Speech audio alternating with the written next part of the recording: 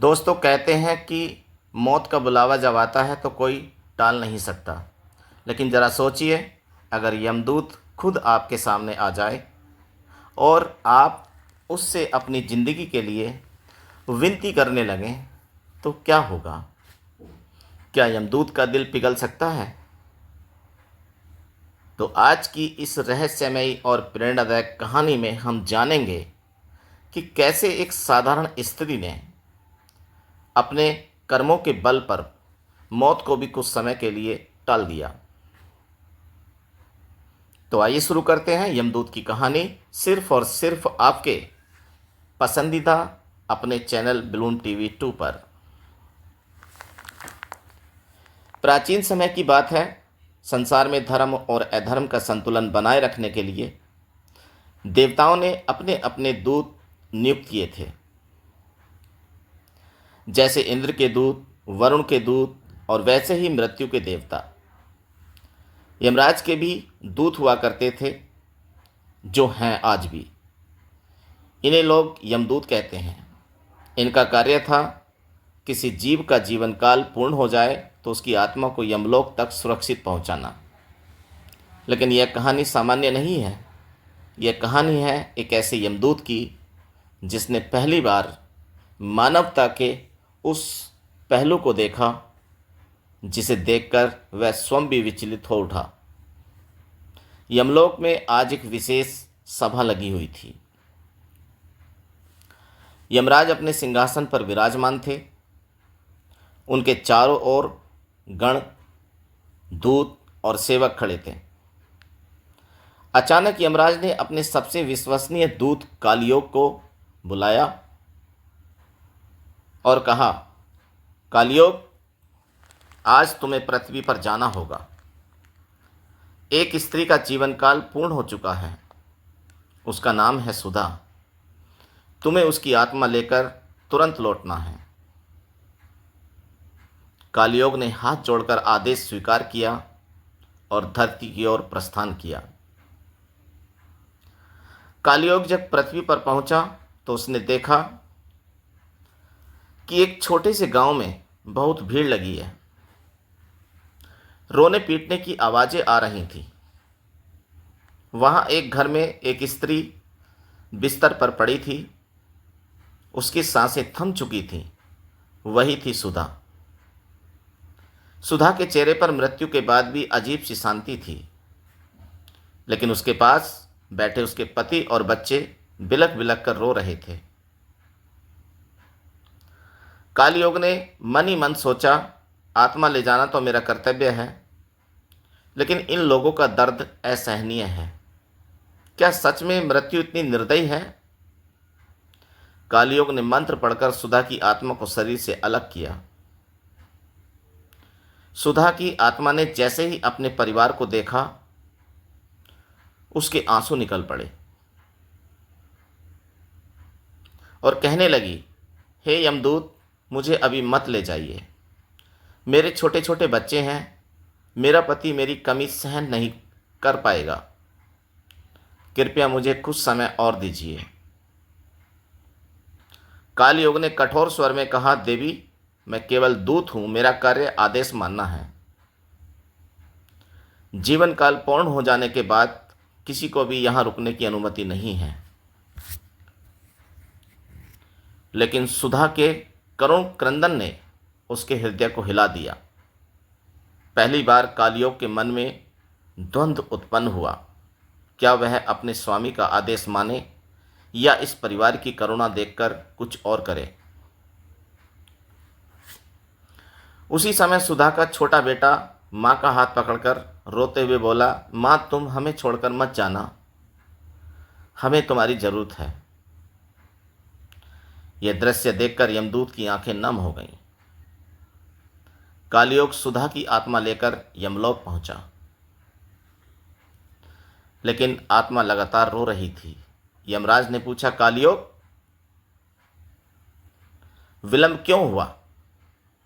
क्यों विलंब हुआ? कालयोग ने झुककर उत्तर दिया, महाराज, यह आत्मा करुणा से विनती कर रही थी। उसके छोटे छोटे बच्चे हैं। क्या इसे कुछ समय और नहीं दिया जा सकता? यमराज मुस्कुराए, कालयोग, मृत्यु का नियम अटल है। जो जन्मा है उसका अंत निश्चित है। लेकिन तुम्हारे मन में करुणा देखकर मैं तुम्हें एक अवसर देता हूं। यदि यह स्त्री अपने जीवन में ऐसा कोई पुण्य कार्य कर चुकी है जिससे उससे अतिरिक्त आयु का अधिकार हो, तो तुम इसकी आयु बढ़ा सकते हो। यमलोक में प्रत्येक जीव के कर्मों की एक किताब होती है। यमराज ने सुधा की किताब खोलकर देखी। उसमें लिखा था कि उसने कई निर्धनों की मदद की थी, अनाथ बच्चों को पाला था और अपने गांव में लोगों के लिए पानी कुआं खुदवाया था। पानी का कुआं। यमराज ने कहा, इस स्त्री के पुण्यों के कारण इसे 10 वर्षों का अतिरिक्त जीवन दिया जा सकता है।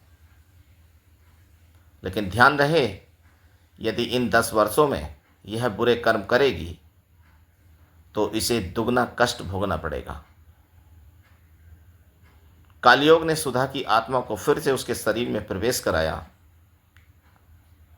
और सुधा की सांसें अचानक लौट आईं। घरवाले हैरान रह गए कि मृत समझी जाने वाली स्त्री जीवित कैसे हो गई। सब ने इसे चमत्कार माना, लेकिन सुधा जानती थी कि यह कोई संयोग नहीं बल्कि दैवीय हस्तक्षेप है। अब सुधा ने निश्चय कर लिया कि वह अपने अतिरिक्त जीवन का उपयोग केवल अच्छे कार्यों में करेगी। उसने गांव में अनपढ़ बच्चों को पढ़ाना शुरू किया, गरीबों की मदद करने लगी और बीमारों की सेवा करने लगी। गांव के लोग उसे देवी मानने लगे। लेकिन सुधा हमेशा कहती, मैं कोई देवी नहीं हूं, मैं तो बस इंसान हूं। लेकिन मैंने मृत्यु को बहुत करीब से देखा है। जीवन केवल अच्छे कर्मों से ही सार्थक होता है दोस्तों। कालयोग यमलोक में बैठा यह सब देख रहा था। हर बार जब सुधा कोई अच्छा कार्य करती तो उसकी किताब में नया पुण्य जुड़ता। कालयोग के मन में अब एक नई समझ विकसित हुई कि मृत्यु भले ही अटल हो, लेकिन अच्छे कर्मों से मनुष्य मृत्यु के बाद भी जीवित रहता है। अपनी स्मृति और कार्यों के माध्यम से 10 वर्ष बाद सुधा का जीवन काल सचमुच समाप्त हुआ। इस बार जब कालयोग आया तो सुधा मुस्कुराते हुए बोली, हे यमदूत, अब मैं तैयार हूं। मैंने अपने जीवन के अतिरिक्त वर्षों को व्यर्थ नहीं जाने दिया। अब मुझे कोई पश्चाताप नहीं है। कालयोग ने श्रद्धा से सिर झुकाया और उसकी आत्मा को आदरपूर्वक यमलोक ले गया। यमराज ने कहा, कालयोग, यह स्त्री हमारे लिए उदाहरण है। तुमने जो करुणा दिखाई वही इंसानियत का सबसे बड़ा धर्म है। याद रखना, मृत्यु केवल शरीर की होती है, आत्मा अमर है और अच्छे कर्म ही आत्मा का सबसे बड़ा आभूषण है। इस घटना के बाद यमदूत भी और अधिक संवेदनशील हो गए। वे केवल मृत्यु का आदेश पूरा करने वाले नहीं रहे, बल्कि आत्मा को सम्मान और आदर देने वाले बन गए। गांव के लोग आज भी सुधा को याद करते हैं। वे कहते हैं, वह औरत जिसने मृत्यु को भी टाल दिया था, उसने हमें सिखाया कि असली धर्म है दया, करुणा और सेवा। तो दोस्तों, इस कहानी से हमें सीख मिलती है, मृत्यु अटल है, लेकिन अच्छे कर्मों से हम अमर हो सकते हैं। करुणा और दया ही मनुष्य की सबसे बड़ी ताकत होती है। यमदूत भी नियमों के साथ साथ मानवता को समझते हैं।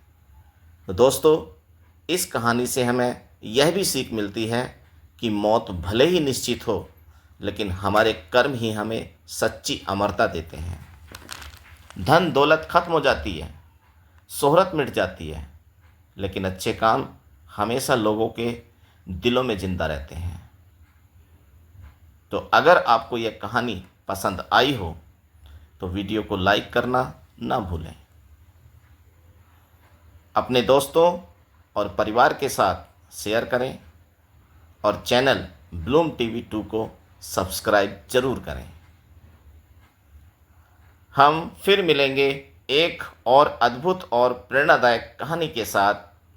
तब तक के लिए याद रखिए, कर्म ही इंसान की असली पहचान है।